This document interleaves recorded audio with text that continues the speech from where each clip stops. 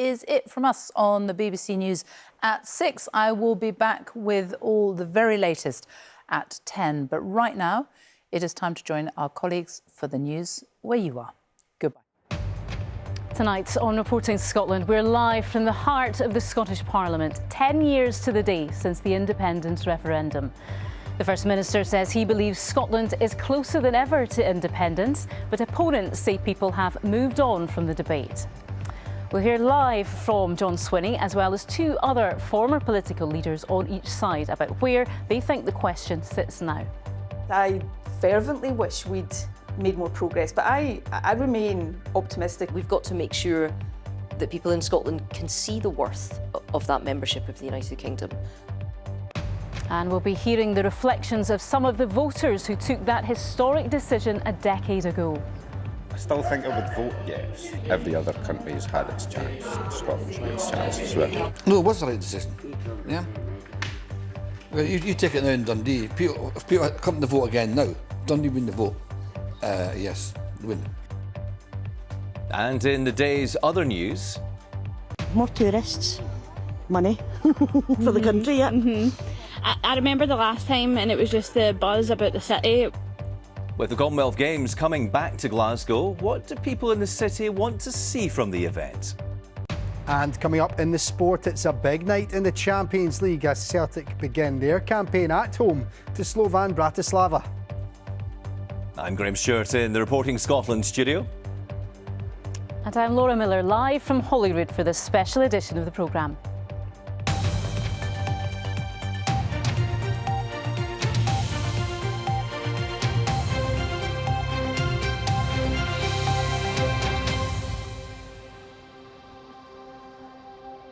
Good evening and welcome to Holyrood. 10 years ago today, the people of Scotland stood on the cusp of a truly historic decision. 16 years after voting to create this very parliament, they were faced with this question: should Scotland become an independent country? It brought politics to the people like never before, ignited debate, forced us to confront the very notion of what it is to be Scottish. We all know what the outcome was. But a decade on, how has it shaped us, changed us, enriched or degraded political debate? Tonight, in this special programme, we'll ask all of those questions and assess what comes next. But to begin with, our chief political correspondent, Lindsay Buse, reports on the current state of the debate. The referendum brought unprecedented levels of political debate to Scotland's streets as both sides fought to persuade people of their case. After the votes were cast, the no side won out, and the political fallout was felt immediately. I think that party, parliament and country would benefit from new leadership. The 18th of September 2014, a key moment in the nation's history and one that shaped our politics in the decade that followed. 10 years on, with a Labour government in Westminster and the SNP's fortunes on the wane, where does that leave the question of independence? Today, the First Minister marked the anniversary at an event in Edinburgh. We're here to reflect on a moment of tremendous significance in Scotland's recent past. After years spent pushing for agreement from Westminster for a second referendum, he told activists a sustained majority is needed to deliver their goal. We have quite simply got to build support for independence so it becomes a compelling and demonstrable proposition within Scotland. That is what we have got to do. There is no shortcut. And hear me when I say that. I accept there's no shortcut. With the SNP losing support at the general election, some argue the push for independence needs to be broader. Supporting independence or ultimately voting for independence is not voting for the SNP. It's not saying who you want to be First Minister or which party's manifesto you want to see implemented. That's what we do at election time. But independence is about giving Scotland the ability to choose a multitude of different paths forward. During a debate at Holyrood, opposition leaders called for an end to constitutional arguments. On this, the 10th anniversary of the 2014 independence referendum, my message to John Swinney and the SNP government is this: you lost, get over it and let us all move on. The truth is, the reason why we made so little progress over the last 10 years is because this SNP government has been leading a campaign, not a government. and they've been trying to hide their failures behind the smokescreen of the Constitution. But with polling suggesting people are still equally split on the issue, this former No activist says there's still work for unionists to do. Let's make people see that the United Kingdom can change. I think that you've got to prove it. It's got to be a show and not tell situation, because as soon as people believe that life can be better within Scotland, within the United Kingdom, then they're not going to see independence as a life draft. Others believe the decision on a second referendum should be taken out of politicians' hands by looking to Northern Ireland, where a border poll will take place if a majority are likely to back reunification. The great value of the Northern Irish model is that it's exactly focused on majority support for the constitutional change. Do you think there's any chance that the UK government would agree to draw that up? The two governments seem to be talking to each other in a much more constructive way. So there are no guarantees, but I would encourage both sides to look to see whether this period is one where a new way forward can be found. Although there's been a change of government at Westminster, there are no signs there'll be constitutional change for Scotland in the near future. Lindsay Buse, reporting Scotland, Holyrood. Well, I'm pleased to say that I'm joined now by the First Minister, John Swinney, the man tasked with effectively spearheading the campaign for independence 10 years on. Welcome, Mr Swinney. Thank you very much for your time this evening. This time 10 years ago, independence must have felt like it was within touching distance. But now, does it feel like a more distant prospect to you? It doesn't, because I think fundamentally people in Scotland remain very strong, those who believe in independence and their support for the concept of independence. I think the challenge, and I've accepted this in the aftermath of the Westminster general election, is that the sense of urgency and priority has got to be inserted into the arguments for independence, and those arguments have got to relate to the concerns that people will have about the issues that are on their minds today, whether that's about the cost of living or about the National Health Service or whatever the issues that people are worried about today. So independence has got to appear as a solution to the challenges and the issues that people face in their lives. Would a second independence referendum, for instance, become before the Holyrood elections in 2026? I can't predict exactly what the sequence of events will be, but what my job is to lead the campaign to build support for independence. I think the arguments for independence are strong. They relate to the fact that our country has got to have the power and the capacity to determine our own future. We could do a lot within the devolved government, and we do a lot within the devolved government in Scotland, but there's more we want to do. I'd want to lift children out of poverty tomorrow, and we could take steps with the powers of an independent country to do that, but we're in many ways hemmed in by the powers that we have just now, and we need to have more powers. Sure, but some supporters of independence would say that you have had 10 years to do this, and even your harshest critics would say that after the independence referendum and in the intervening years, the SNP had real political capital to expend. I'm thinking after the general election in 2015, after Brexit. What would you say to the criticism that you have squandered that? Well, we collided with a roadblock, which was Westminster intransigence, and Westminster saying no, that's what happened. And what we've got to do, what I've got to do, what my job is to make sure I win more public support for independence, so that it's tangible and emphatic that people in Scotland want our country to be independent. And that's what's at the heart of my thinking. It's what I've told my party we've got to do. We've got to be in a position to win more converts to the concept of independence and to make that their priority, and that's exactly what we're going to do in the period ahead.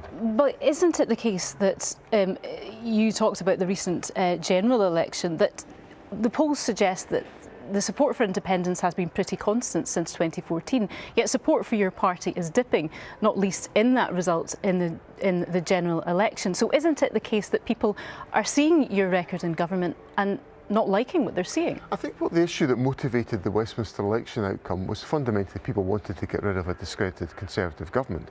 They were also expressing frustrations about the SNP, and I'm addressing that as leader of the party. I've been very candid about my party, about what we've got to do, what we've got to address, how we've got to overcome some of those perceptions, and fundamentally we've got to work hard to win the trust of the people of Scotland, and that's what I'm devoted to doing. That's what I'm devoted to, serving the people of Scotland and building their trust, and out of that will come support for independence as a consequence of winning the arguments that are necessary so that people see independence as the solution to their day-to-day problems. I wanted to raise something just that was raised by Nicola Sturgeon. We'll hear from her later in the programme, and some strategists, that People are now, with Inside the Movement, looking towards Ireland and thinking that perhaps the prospect of a united Ireland would happen before an independent Scotland. Is that now the strategy? I think what will happen is that the United Kingdom is in a pretty poor state of affairs. I think the arguments in the aftermath of Brexit has really damaged the United Kingdom, and the United Kingdom has lost its way. And out of that, people within the United Kingdom will decide how they want to be governed. And I hope here in Scotland I can put forward the arguments that convince people that Scotland should be an independent country. That should be our agenda within all the difficulties that are faced by the UK. And people in Ireland and the north of Ireland will take their own decisions. But fundamentally, the United Kingdom is damaged by the impact of Brexit. And for Scotland, we've got to decide what's the best course for our country to take, and I think that's through independence. You spoke today about a message of hope and optimism returning to those days in 2014 as you saw them. But in actual fact, you know, the last few years for the SNP have been some of the most turbulent that they've ever seen. There have been high-profile splits. There's been anger around gender reforms, for instance, not least to mention the case of the ongoing police investigation into party finances. So isn't that optimism and positivity quite a hard sell? I don't think so, because look, we've just had a party conference. That's a gathering of our party members around the country. And I think people came together at that party conference with a real resolution to move on and to give the leadership to Scotland that we need to give. And that's what I'm all about. That's why I'm leader of the SNP today. That's why I'm the First Minister of Scotland, to give that clear, emphatic, trusted leadership to the people of the Scottish National Party and the people of Scotland. And I think my party is coming in right behind me to make sure that's the case. OK, well, we shall have to leave it there, but thank you very much for your time tonight, First Minister. Thank you. Well, as much as the independence referendum revolved around political campaigns, it was a decision to be made by the people. For some, it was easy, but for others, it wasn't a clear choice. Often that dynamic existed not just between party rivals, but within families and friends. Our reporter Louise Cowie has been speaking to some in Dundee. It was historically the home of jute, jam and journalism. Later, the city of discovery. In 2014, Dundee became Scotland's Yes City. Yes, 53,620. No, 39,880. A lot has changed since the majority of Dundonians gave the thumbs up to independence. For one thing, the city boasts a dramatically different skyline. But what about its political landscape? I took the temperature at Lifegate, which serves up free food to dozens of families every week. I didn't vote because I had people in my ear saying vote yeah, vote yeah, vote yeah, and then I had other people in my other ear going vote no, vote no, vote no. I still wouldn't vote. It causes a lot of admins, and it splits communities apart. We need communities to work together. Like all my political views, most people's political views all come directly from their family and their parents, so it normally just falls in tie with, we're of this family, so we vote for this. I still think I would vote yes, because it's something that a lot of people have been fighting for their whole lives. And I think that every other country has had its chance, and Scotland should get its chance as well.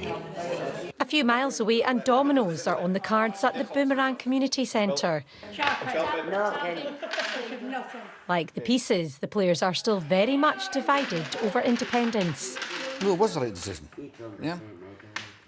Well, you take it now in Dundee. If people come to vote again now, Dundee win the vote. Yes, they win. Personally, I thought the country is in a bad enough state. Could it get any worse? It was my personal opinion. I thought it can't get any worse. Why not try and give Scotland a chance? Because you don't know unless you try. Sometimes you've got to be brave, and that's why I thought. That's why I voted yes. I don't go back to 10 years ago. Well, you voted no, it's your fault. You know, what's the point? You know, it's just everyone to their opinion, and that's the way I see it. I had to believe that UK as a whole nation, Scotland in a whole UK would be a better decision, so that all our children can have a good education, and you feel quite secure. I've kind of regret it now. If we would have voted yes, that would have been different. Scotland, more independent and would have more power. Maybe can do more better for everybody. The voting age was lowered to 16 in Scotland before the independence referendum. These Dundee University politics students were still too young to vote, but it loomed large in their lives. The main thing I can remember really is the division between everyone in the country. There was a lot of conflicting arguments on both sides. I remember my parents getting really worried about it, and then I was getting worried about it, but I didn't really understand what it was that I was getting worried about. I was actually living in England at the time of the referendum, and I remember following really closely what was happening here, and it really was what got me interested in politics in general, and I've sort of never looked back really. But what about when talk does turn to the future? When we're in classes, I think it takes maybe about 5 or 10 minutes for independence to come up. It's always been present, and it is going to be present for a long time. We've got a government in control who, in Holyrood, who the main mandate is to make us independent Scotland. I would be really worried about Scotland's future if we were to leave the United Kingdom. I would say we would have more of a chance of survival if we were part of something like the European Union, but even then we're such a small state that I don't think it's worth it to leave. Everyone's got a different opinion on the matter, and I'd say it's still very relevant, particularly here in Dundee, the Yes City as it's called. Louise Cowie there with the thoughts of people in Dundee. Now, needless to say, a lot has happened since this day in 2014. 6 Prime Ministers, 4 First Ministers and Brexit, to name but a few. Our political correspondent Kirsten Campbell now takes a look back at some of the key events which started with the vote a decade ago. The date of the independence referendum was not just set in stone, but forged in steel. As you can hear, it was the SNP's victory in the 2011 election that kick-started the process. First Minister of the first majority government at Holyrood. Winning a majority in the Scottish Parliament gave the party the mandate for a vote to decide Scotland's future. The Edinburgh Agreement with the UK government paved the way for a Section 30 order, temporarily transferring the powers to Holyrood to hold a referendum and allowing the Scottish Government to choose the question: should Scotland be an independent country? Thank you, David. Thank you very much. I believe in showing respect, and this is the right outcome for Scotland and for the United Kingdom, to give the people the choice. But I passionately hope and believe that they will vote to keep the United Kingdom together. I believe we'll win it by setting out a positive vision for a better future for our country, both economically and crucially also socially. Those who supported independence backed the Yes campaign. The unionist parties who opposed it joined the Better Together campaign to persuade people to vote no thanks. There was huge public engagement, a grassroots campaign filled with enthusiasm. But with passions running high, division was sown too. Jim Murphy had eggs thrown at him in Fife yesterday. He said his recent meetings have been disrupted by what he called noisy nationalist mobs. Plans were scrutinised in televised debates. If we leave the United Kingdom, we leave the pound. What is your plan B if you don't get a currency union? This is most important. Listen, it doesn't do anything to create real jobs in this country. You're going to give to Scotland. What are they? I've told you. In Scotland, referendum campaigning intensifies as a new poll suggests for the first time a majority in favour of leaving the UK. A late surge in support for independence prompted Westminster politicians to come north of the border. This is your imperial masters! The welcome they received providing one of the lighter moments of the campaign. A promise of more powers followed. When it came to the vote, the people decided to remain in the UK by 55% to 45%. After 307 years of union, at the very first time of asking, the people of Scotland have turned down the offer of independence and voted to remain part of the United Kingdom. That prompted the then First Minister Alex Salmond to resign. For me as leader, my time is nearly over. But for Scotland, the campaign continues and the dream shall never die. The SNP was riding high in the opinion polls. Nicola Sturgeon like a rock star, playing to huge arenas. At the subsequent general election, the constitutional split played to its advantage, and it won all but 3 of Scotland's 59 seats. More tax and welfare powers followed. The Brexit referendum changed things too. While the UK as a whole voted to leave, Scotland voted to remain in the EU. It brought renewed vigour and urgency to the independence movement. As things stand, Scotland faces the prospect of being taken out of the EU against our will. I regard that as democratically unacceptable. But the Scottish Government's calls for another referendum fell on deaf ears. I say now is not the time, and the reason I say that is because all our energies should be being put into the negotiations with the European Union to make sure that we get the right deal. The electorate had begun to tire of constitutional issues, and the SNP lost Westminster seats in 2017, though it was able to win some back when Boris Johnson came to power. In 2020, COVID hit. The Prime Minister's reign in Downing Street contrasted with Nicola Sturgeon's handling of the pandemic. Independence planning was put on hold, but popular support grew, despite furlough payments funded by the Treasury. Meanwhile, the former First Minister Alex Salmond walked free from court after being cleared of sexual assault charges. A parliamentary inquiry into the government's handling of harassment complaints against him dominated the headlines. He would go on to set up a new pro-independence party. Today, I'm announcing the public launch of a new political force, the Alba Party. The death of the Queen shook the nation. She had urged Scots to think carefully about the future. Would the Union be weaker without her? After the 2021 election between the SNP and the Greens, there was once again a majority in the Scottish Parliament in favour of another referendum. The Supreme Court was asked to rule on whether the Scottish Government had the power to hold a vote without UK Government approval. It decided it didn't. The Scottish Parliament does not have the power to legislate for a referendum on Scottish independence. Plan B was to use the next election as a de facto referendum. Winning independence is the cause I have dedicated a lifetime to. It is a cause I believe in with every fibre of my being. But first Nicola Sturgeon and then Humza Yousaf resigned as First Minister. The SNP, plagued by controversies over police inquiries, ferries and gender reforms, suffered at the ballot box. 10 years on from the independence referendum, the SNP is still in power, but polls suggest more people would say yes to the policy than the party. That is one of the challenges John Swinney faces.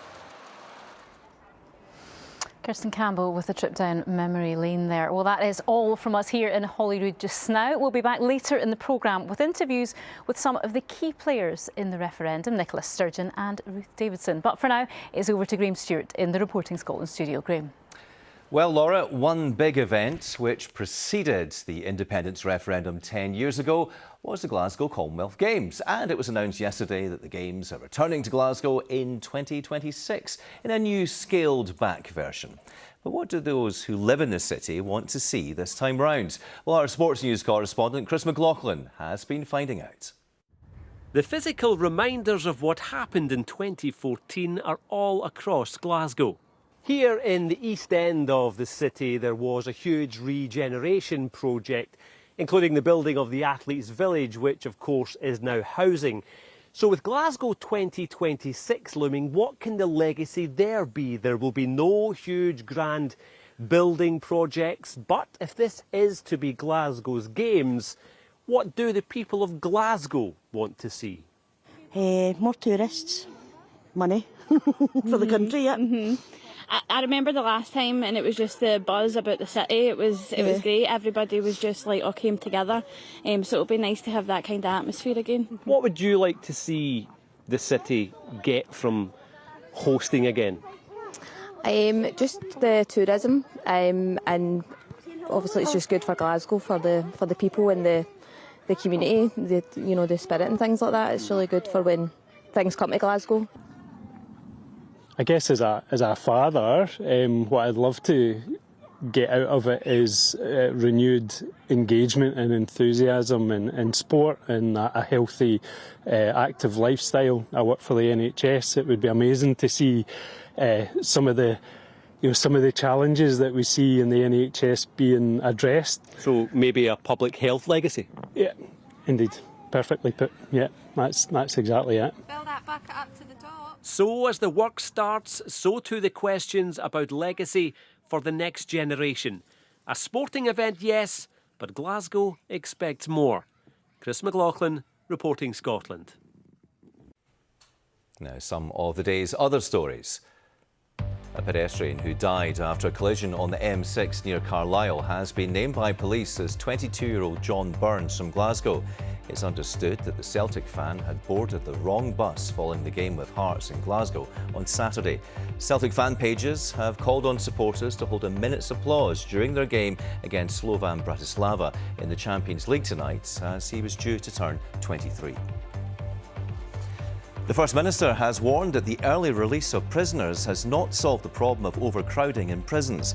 Under questioning from Holyrood's committee conveners, John Swinney admitted that the government is exploring alternatives to custody as part of the strategic look at the high levels of incarceration in Scotland. Prisoner numbers are over capacity, despite the early release of more than 450 offenders over the summer. Scottish comedian Jenny Godley has cancelled her autumn UK tour amid ongoing treatment for ovarian cancer. The 63-year-old was due to embark on the Why Is She Still Here tour before her doctors advised her to stop working for the foreseeable future. In a video posted on social media, she apologised to those who'd bought tickets. Now, Lewis is here with tonight's sport. Big night for Celtic. I would say huge night, Graham, indeed. Yes, thank you very much. Hello there. Celtic get their Champions League campaign underway in just around an hour's time when they take on Slovan Bratislava, a team that were seeded below Celtic in pot 4 for the draw. It's the first of a guaranteed 8 games for Brendan Rodgers' side in the revamped competition. Ahead of kick-off, I spoke to former Celtic keeper Pat Bonner from outside Celtic Park, who believes the club has what it takes to get through to the knockout phase. Yeah, well, they'll never have a better opportunity. You know, 3 points tonight against probably one of the weaker teams in their group in front of this fans out here. And they've been playing well, but, you know, European football is always a bit of a test, and it's a great test for the players, great test for the management. I think Brendan is very confident that this time round that he can make an impact. So 3 points will be a beautiful start. Well, you touched on that confidence from Brendan Rodgers there, Pat. He said that it's maybe the best he's felt going into a Champions League campaign as a manager. Do you think that both he and the squad are equipped to succeed in this new format of the Champions League?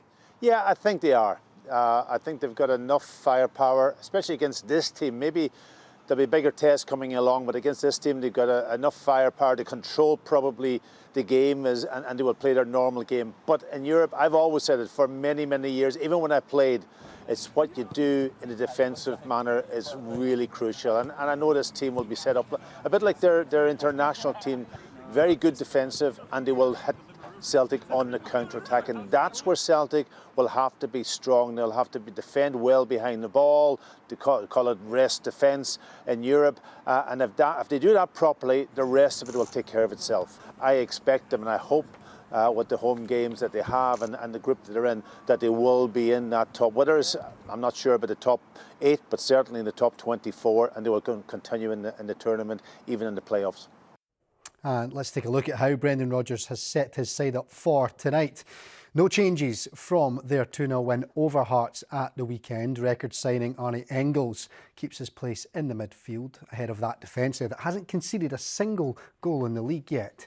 It's the first taste of Champions League football in a Celtic shirt for goalkeeper Kasper Schmeichel. The likes of Adam Ida, Paulo Bernardo and James Forrest ready to make an impact from the bench.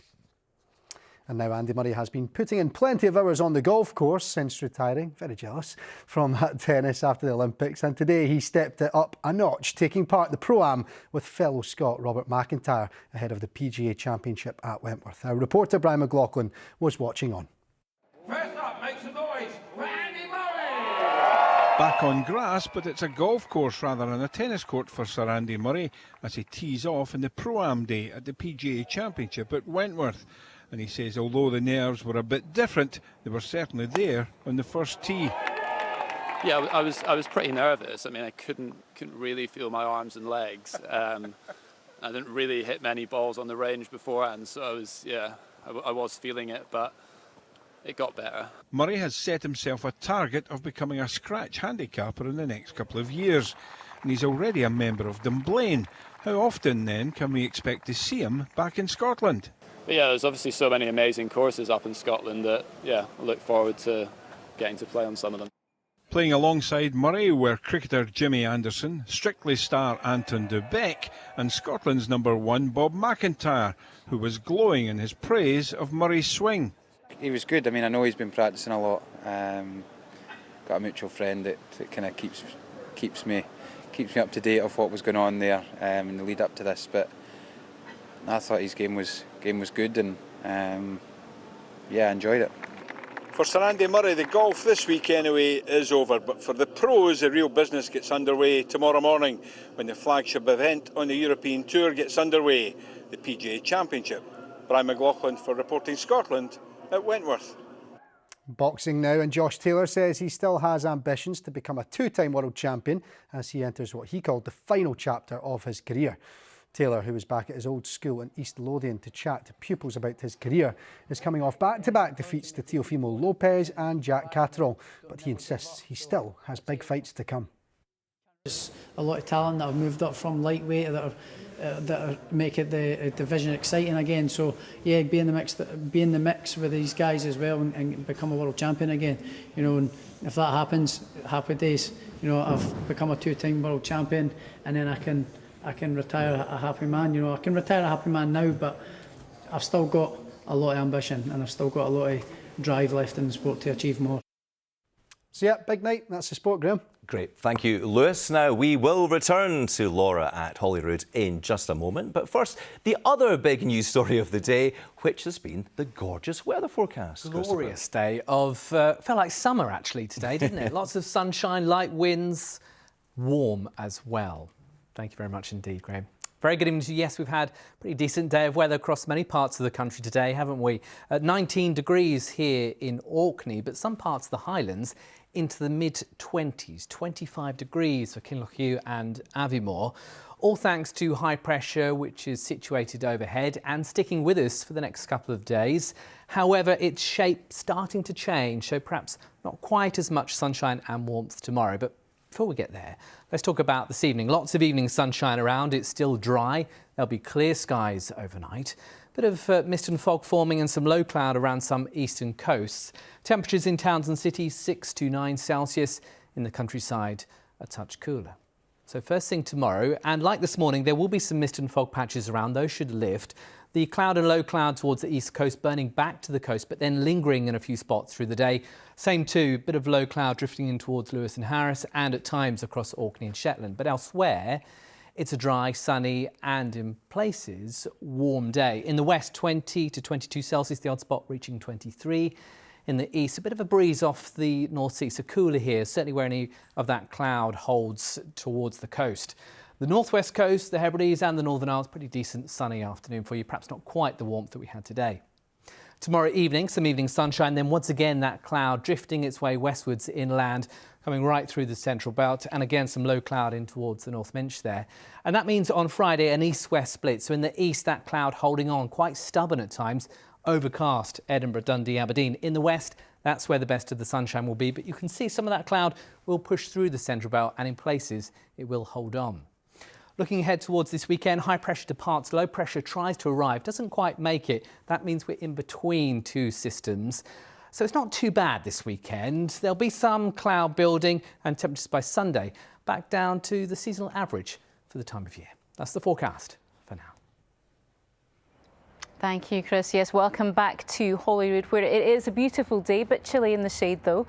But outside this Parliament, there's currently a pro-independence rally taking place to coincide with this date, the 10th anniversary of the independence referendum. Our political correspondent, David Wallace-Lockhart, is there for us. David, what's happening then? Well, Laura, the organisers just gave the 5-minute warning for the event starting. Some stragglers still coming in and joining the crowd. I have seen bigger crowds at pro-independence rallies over the past 10 years, but everyone here seems in good spirits. We heard some of the musicians warming up, playing Ode to Joy. I think a nod there at the anti-Brexit sentiment of many independence campaigners. And in many ways, the passion of these campaigners is a great strength of the independence movement. The people who will go to rallies, go to marches, who will look after stalls in town centres at the weekend. But the other element of that is an event like this is largely the Yes movement speaking to itself. Everyone here is pro-independence, would vote for independence, wants a second referendum. And we heard from John Swinney earlier reflecting on the fact that his job at the moment is to win around more people to the cause, to win over undecideds. And an event like this doesn't feel like it has many, if any, undecideds in attendance. That all being said, a big part of politics is keeping your base motivated, is keeping your most committed campaigners happy, their morale high. And I suppose an event like this and many similar events that we've seen over the past 10 years since the independence referendum is about exactly that. It's about keeping those campaigners motivated. OK, David, thank you.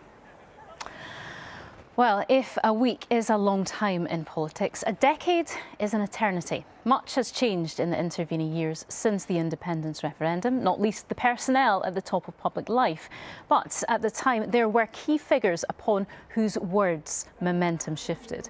Our political editor, Glenn Campbell, has sat down with two of them to reflect on a moment of history. First, he spoke to the former First Minister, Nicola Sturgeon, who was Deputy First Minister at the time.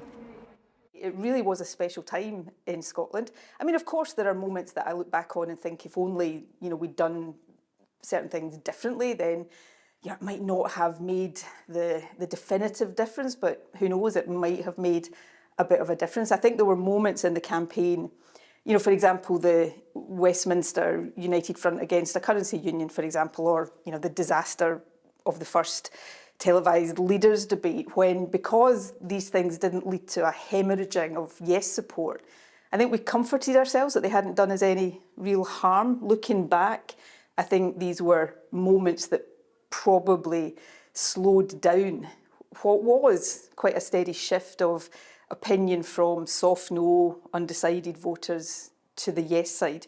So I look back on all of these moments and there are many, many parts of that campaign I am and always will be intensely proud of. But there are moments of regret as well. How could there not be when the result didn't go the way I desperately wanted it to? For those like you who still believe in, still campaign for independence, has the last 10 years been a wasted decade?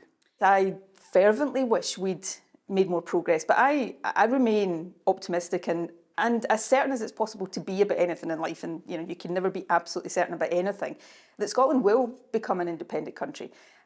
It doesn't feel right now that the independence campaign is perhaps motoring forward in the way that it might have been a few years ago, but I believe... In fact, it feels the opposite, doesn't it? It feels it's on the slide, no? Actually, I don't think it does. I don't think the polling evidence would suggest that. It would suggest that it's pretty static. So I believe that, perhaps as part of a wider shake-up of UK governance, the reunification of Ireland, perhaps more autonomy in Wales, that I think we will see Scotland become an independent country. I'll certainly campaign and advocate for that for as long as I've got breath in my body. Do you think the reunification of Ireland will come before an independent Scotland? How do I know? I mean, I'm not, I don't have the ability to see into the future. I think that will happen. It's not a matter for me, obviously, just as Scottish independence is not a matter for people in Ireland, but I do think that will happen.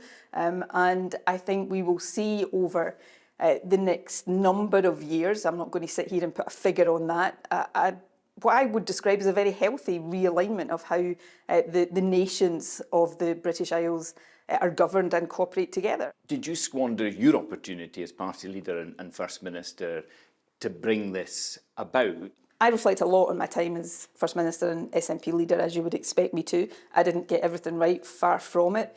It's ultimately for others to judge, not just in the sense of independence, but across my whole range of responsibilities, my time in office. But of course, I took the decision. It wasn't a decision that everybody agreed with in the wake of Brexit, that Scotland should have the right to choose whether it wanted to Brexit as part of the UK or to choose a different future. And Now, is it correct that your Deputy First Minister, John Swinney, argued or warned that that might be the wrong way to go? I think it would be wrong to overstate that, but John and I have had a close, strong relationship for many, many years. But he's in charge now. Do you know, can you see what his plan is? Look, I've got every confidence in John's ability to take forward the SNP and the independence movement. I was trying to answer your question about my time in office. I came up against a brick wall of Westminster democracy denial in refusing the right of the Scottish people to choose their own future. Do I wish I'd find a way around that? Yes, but that was the situation I faced. The SNP has had its problems over the last few years. We're not going to talk about the police investigation into party finances because that's an ongoing issue. But to what extent has the cloud that and other problems have created held back the SNP and the push for independence? Look, the SNP's a government now of 17 years standing. With any government of that longevity, there are going to be, issues and challenges to overcome. Perhaps the most remarkable thing about the SNP after that length of time in government, though, is the strength of support that it enjoys. And it's for those now in the leadership of the SNP, for those now in the privileged positions of ministerial office, to continue to deliver for Scotland, to continue to make the case for independence and ultimately to win that case. Well, on the opposite side of the debate was Ruth Davidson, who at the time was the leader of the Scottish Conservatives. She has also been sharing her thoughts about that time. I remember particularly close to the end, the last couple of weeks, there were some people within the campaign who got a bit edgy, or I might uncharitably say panicky. And I thought the move to kind of cancel Prime Minister's questions and have all the three leaders come up to Scotland was a bad one, and said so. And it looked, I thought to me, looked panicky. I also don't think it won us any votes particularly. But I guess everybody that just wanted to feel like they were doing something in the last couple of weeks. The outcome is historical and it's a fact. But do you think that it gave David Cameron almost a false sense of confidence when it came to whether or not there should be a referendum on membership of the European Union? I think that he should have learned lessons from the Scottish independence referendum that he didn't learn for Brexit, which was that you can't knock down false claims in 6 months. It took 18 months to really get people to focus on the big question marks that were unanswered. We know that the independence referendum answered the question and did so in a way that nobody seriously doubted, but it didn't settle the issue. Why do you think that was the case? I think, let me pick my words here quite carefully. I don't think anyone on our side of the argument expected the campaign for a second independence referendum to start the next morning after the first one. I think it had been so bruising and so divisive to the country that we assumed that there would be at least some kind of cessation of hostilities, at least some breathing space or gap or recovery time. And there just wasn't. One of the reasons Nicola Sturgeon, the former SNP First Minister, says that there hasn't been another referendum on this is that she came up against a brick wall of democracy denial from UK governments. Do you think she's got a point? I think Nicola Sturgeon talking about democracy denial in extent to independence referenda is laughable. She has never accepted the result of this in 2014.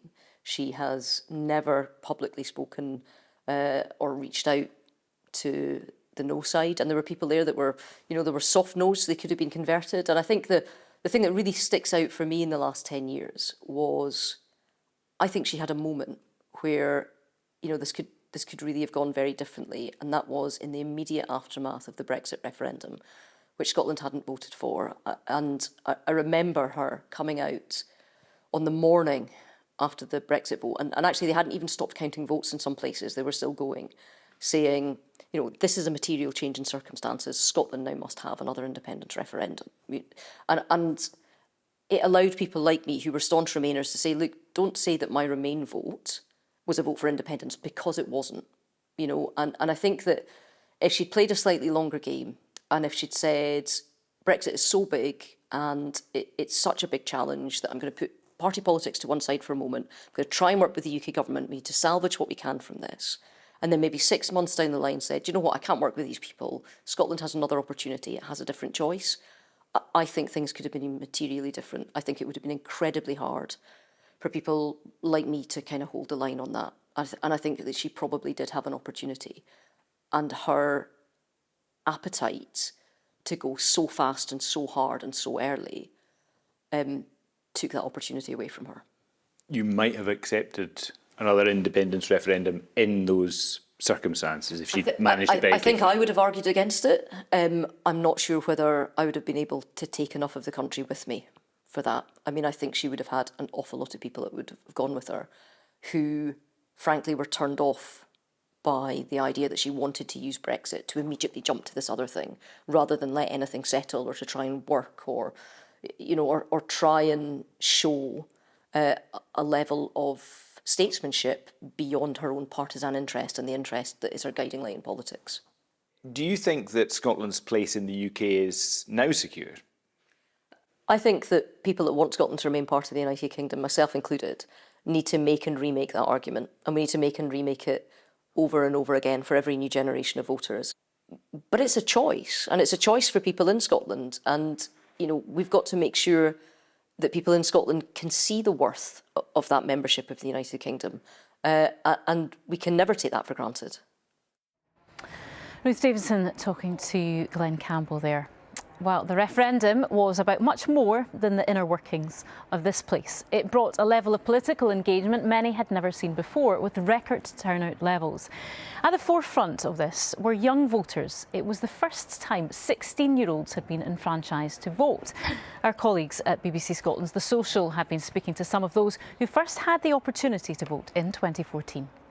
I think there was a lot of stigma around us young people as voters, and I think if anything that fueled myself and my friends to want to vote. My name is Amy Jo Randalls and I lived in Angus at the time of the Scottish independence referendum. My name is Rabia Sadiq and I am from Newton Mearns. I'm Callum, I'm from the Isle of Skye. During the Scottish independence referendum I voted no. I ended up voting yes. I didn't vote during the independence referendum. I voted no because I felt that we were better together with a strong UK, and it felt silly to break away from that for what felt like just the sake of Scottish identity. Free tuition fees, free prescriptions, so I remember there being talk of, you know, all of the free stuff that Scotland does get. It's only because, you know, we're part of the United Kingdom that we're able to do that. I'm glad that I did my research and was able to see that, no, an independent Scotland would be able to fund this. I think seeing so many of like celebrities and Mick Jagger, David Bowie and stuff like that telling me not to vote for independent Scotland actually made it quite hard to engage with the Yes campaign. When discussions were had at school or with friends, it was generally within the context of a class debate. Some of my friends were really staunch yes, some were really staunch no. Having those conversations with people my age really helped me to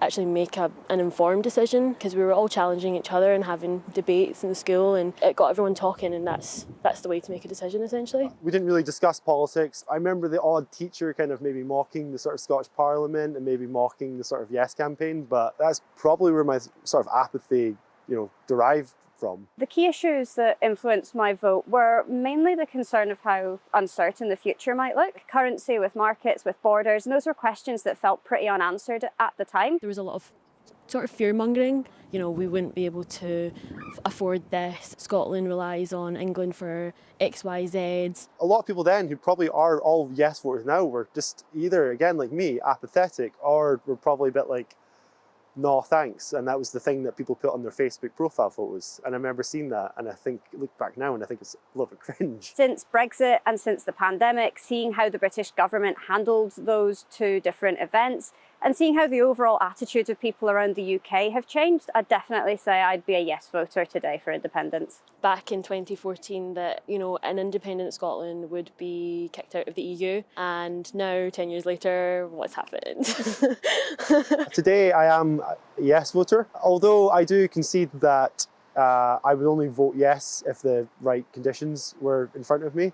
I wouldn't vote yes to what I thought was an uninclusive Scottish, independent Scotland. I think we definitely will see an argument for it come back Whether that's going to be in 5 years or 10 years, though, I'm not sure. I would love for it to happen in 5 years for Scotland to become independent. I don't know if that's going to become a reality. I think there should be a Scottish independence referendum in the next few years.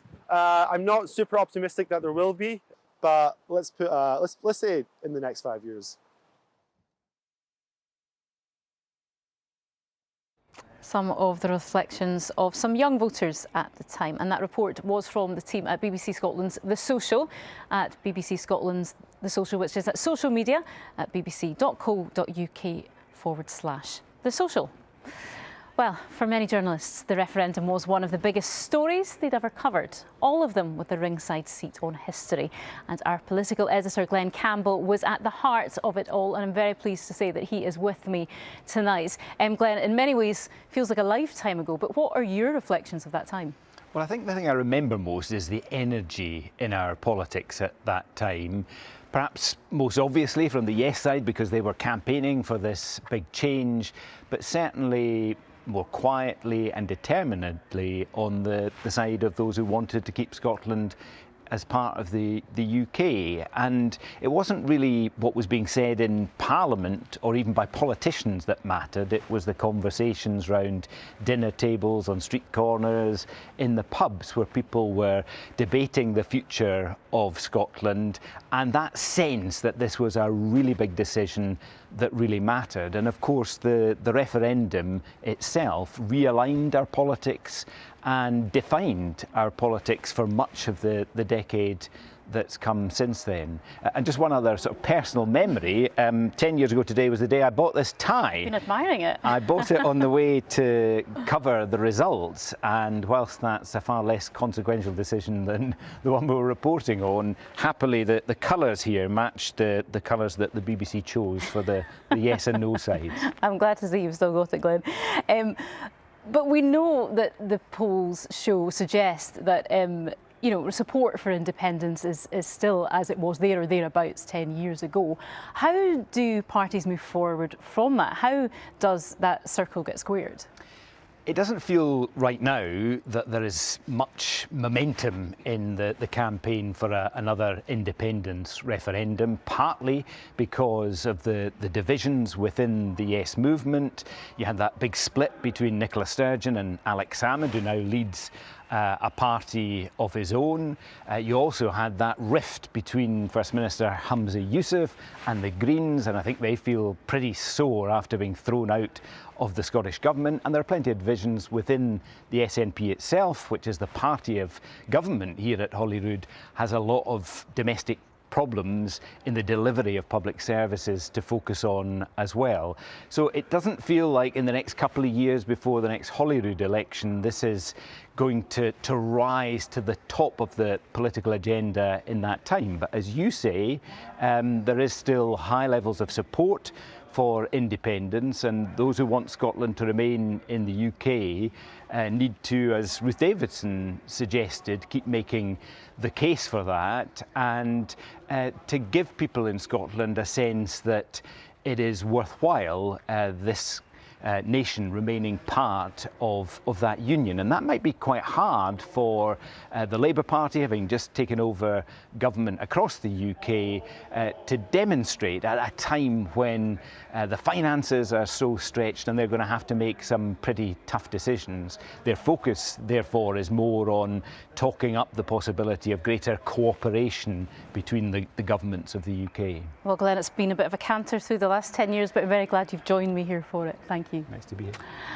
And just before we go, a reminder that Debate Night is back with a studio audience, putting questions to the former First Minister and leader of the Alpha Party, Alex Salmond, Deputy First Minister Kate Forbes, Deputy Scottish Labour leader Jackie Baillie, and former Scottish Conservative leader Jackson Carlaw. And that's on the Scotland Channel at 10:30 tonight. In the meantime, from Holyrood for the special edition of Reporting Scotland. Bye for now.